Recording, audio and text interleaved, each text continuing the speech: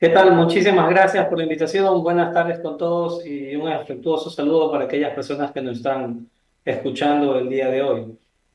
Bueno, respecto de la reforma tributaria, yo creo que lo que vale la pena comentar con claridad es la necesidad que tenemos todos los ecuatorianos de sentir más seguridad.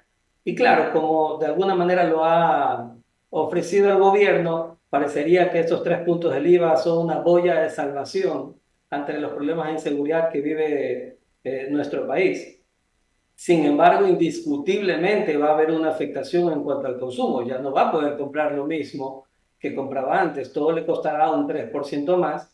Y además de eso, le estamos quitando al sector productivo del país una liquidez importantísima si es que, digamos, luego termina siendo efectivo estas contribuciones, llámense realmente impuestos que están sobre la banca. La banca ya la tasa de interés, yo no conozco un negocio que pueda sostenerse con las tasas de intereses tan altas como están en este momento y ahora le quitamos liquidez a la banca y muy posiblemente tenga un efecto como sobre las tasas o sobre la facilidad de los préstamos para las empresas.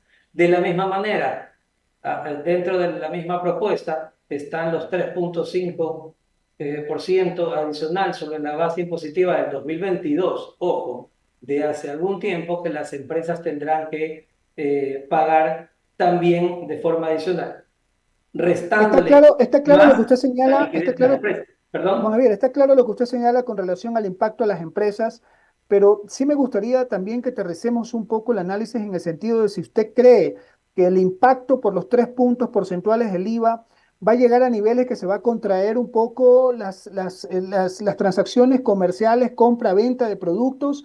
¿Usted cree que va a llegar a ese nivel o cree que la gente sí lo va a asumir e igual las transacciones se van a dar con la normalidad que hasta el momento se están dando? Como lo dije al principio, indiscutiblemente parecería que en el ambiente el comercio está dispuesto a asumirlo con la intención de tener un poco más de seguridad. Sin embargo, sí va a haber un efecto respecto del consumo porque le está retirando del mercado esa cantidad de liquidez que va a ir de gotita en gotita entre los diferentes consumidores, pero la realidad es que no los va a tener en el mercado. Entonces va a tener una afectación indiscutible después de un par de meses. Perfecto. En cabina está Alberto y en la plataforma está Leonidas. Alberto, no sé con quién continuamos la entrevista, si contigo o con Con Leonidas. Leonidas, por favor, Leonidas, ¿qué tal? ¿Cómo vamos? Hecho. Adelante. Castro. Gracias, gracias. Buenas tardes, ¿cómo están? Un gusto, Juan Javier. Un poco también por el tema de lo que significan esas reformas laborales, ¿no? Que se están planteando, esta última ley que hablaba también sobre los horarios de los trabajadores. ¿Cuál es la posición de ustedes como Cámara de Comercio? Sabemos que hay algunos oficios, algunas profesiones que realmente tienen que estar incluso conectados con el tema laboral por las circunstancias y condiciones misma del giro del negocio, del trabajo. ¿Cuál es la posición de ustedes como Cámara de Comercio con esto aprobado recientemente también en la Asamblea Nacional? Voy a hacer la respuesta un poquito larga. Desde la Cámara de Comercio siempre vamos a apoyar un clima laboral positivo, unos ambientes de trabajo adecuados donde, digamos, la relación entre el empleador y el trabajador sea la correcta.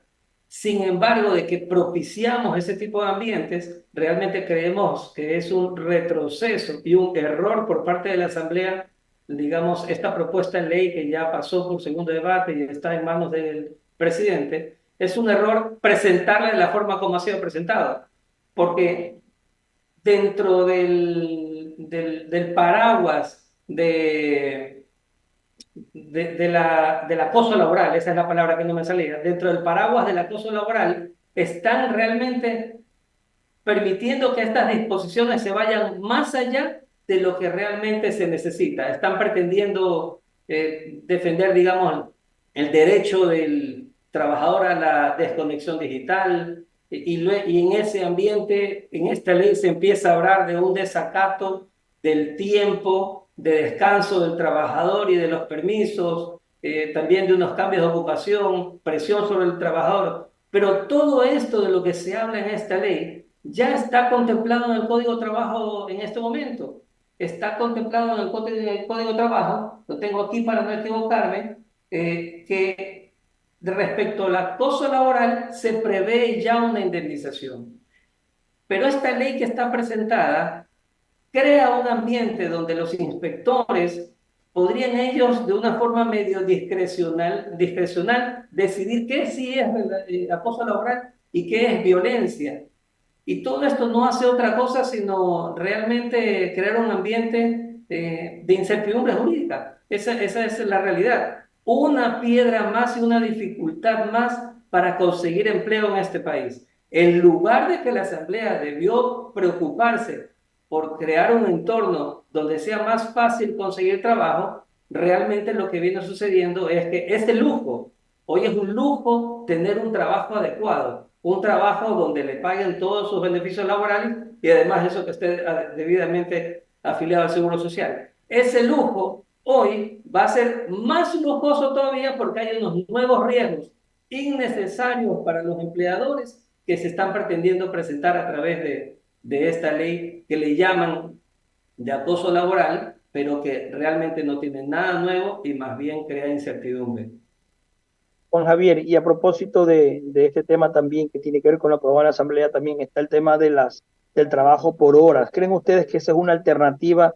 ¿Hay esa posibilidad de generar trabajo, como usted dice, a veces termina siendo un lujo tener un trabajo formal con afiliación al Seguro Social, con todos los beneficios de ley? ¿Cree usted que ese trabajo por horas va a ser una salida a lo que se necesita? ¿O actualmente hay legislación que se puede utilizar para hacer trabajos eventuales y no se las aplica? ¿Cuál es la posición de ustedes como sector comercial, como Cámara de Comercio de Guayaquil? Le digo ahí dos cositas más y paso a contestarle su pregunta. Hoy, esto que ha sido presentado en la Asamblea solo le afecta al formal. Al informal no, igual ya no está cumpliendo. Entonces, al único que le pueden cargar con este peligro es al empleo formal. Y ahí debo decirle que un poquito más de la mitad de los trabajadores están dentro del entorno informal. Ahora, respecto del trabajo por horas, sí, por supuesto que es positivo el que se pueda generar un trabajo por horas, siempre que esta facilidad de conseguir un trabajo por horas tenga unos costos accesibles digamos, para la empresa que necesita los servicios. Si por cubrir el costo por hora sumamos hasta el punto que contratar por hora no sea competitivo, entonces nuevamente lo que sucede es que no hay la facilidad para la formalización. Porque no es que todos los ecuatorianos están absolutamente en desempleo. Lo que sucede es que no tienen un empleo formal. Muchos de ellos están cachuleando.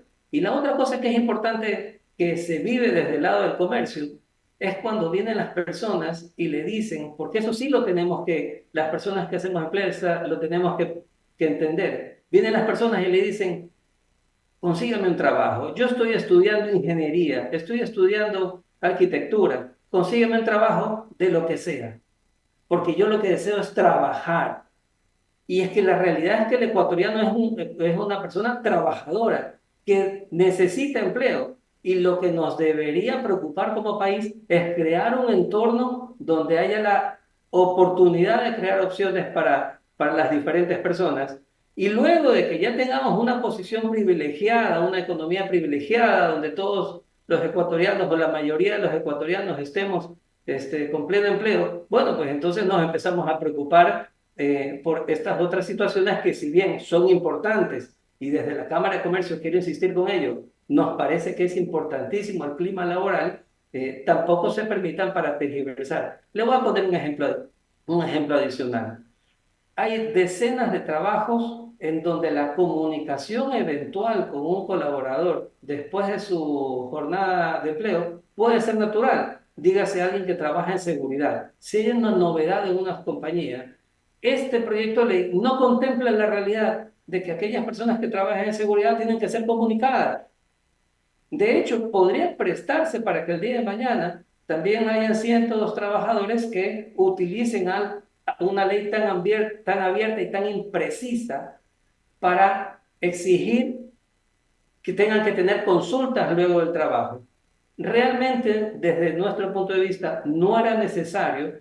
Ya el Código de Trabajo hoy contempla un artículo que habla justamente de este tema relacionado con el acoso laboral y no estamos haciendo otra cosa que espantar el empleo formal dentro de este país. Gracias, Joel, por responder mis inquietudes. Alberto Quintana tiene más Es- preguntas. También, Gracias, gracias Leonidas. ¿Cómo le va? A ver, cuando usted habla de opciones, ¿no? Es un poco poner en el contexto de lo que es la sociedad actual este marco legal, me refiero al Código de Trabajo, ¿no? Porque siempre es bueno poner sobre la mesa aquello, ¿no? Nuestro Código de Trabajo fue aprobado el 5 de agosto de 1938 y fue precisamente la Asamblea Constituyente de ese año que lo aprobó ya para que entre en vigencia el 18 de noviembre de ese mismo año, ¿no? Entonces, obviamente no se compadece con la realidad actual. A eso se refiere usted, ¿no? Un poco poner estas nuevas ramas, ¿no? Estos estas nuevas plazas de empleo de acuerdo pues a las actividades que ahora se desarrollan. Sí, de hecho, para ponerle una forma que se pueda sentir de una manera más clara, nuestro código de trabajo es de antes de la Segunda Guerra Mundial. Es tan antiguo que no contempla otras metodologías de contratación que son necesarias que el día de hoy existan. No contempla ciertas facilidades que le permitan darle la oportunidad a tantos ecuatorianos que desean un empleo formal.